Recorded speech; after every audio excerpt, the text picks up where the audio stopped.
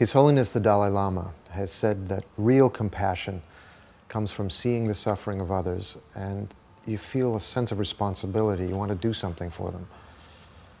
The more we care for the happiness of others, the greater is our own sense of well-being. In Buddhism, this attitude of wishing to give ultimate benefit to others as much as possible is called Bodichita. It's the heart of Buddhist practice.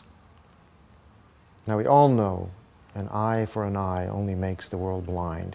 We hear this wisdom, but how can we really practice it? Buddha taught accessible methods for how to transform every heart, no matter how wounded, into one that only thinks of benefiting others. Join us as we learn how to develop this profound compassion.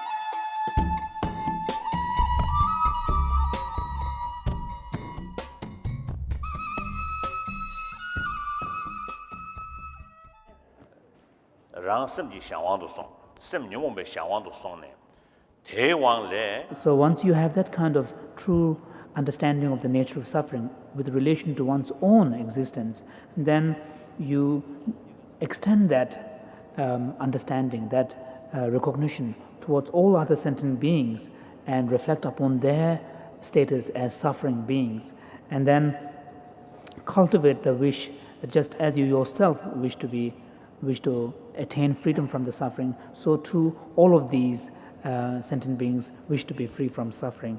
And so in that way you cultivate a great compassion and the wish that all sentient beings enjoy happiness, which is the freedom from suffering.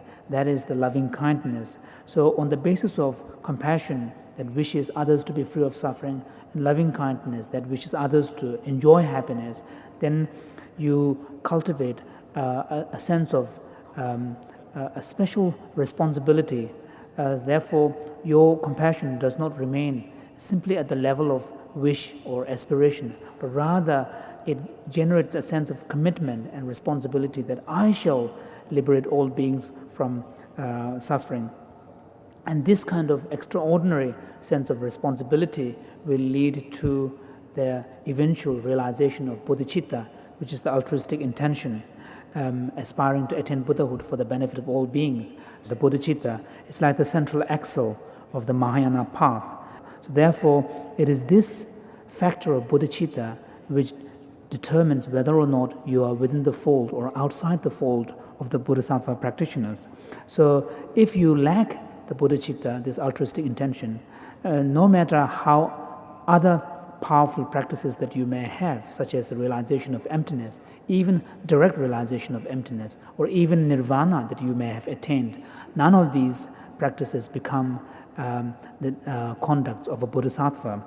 When you have the quality of bodhicitta, realization of bodhicitta, then even a simple act of virtue, such as feeding the ants, giving food to the ants, which may seem a kind of an insignificant activity, but because of your bodhicitta motivation, this altruistic intention, even these simple acts are transformed into conditions for attainment of full enlightenment.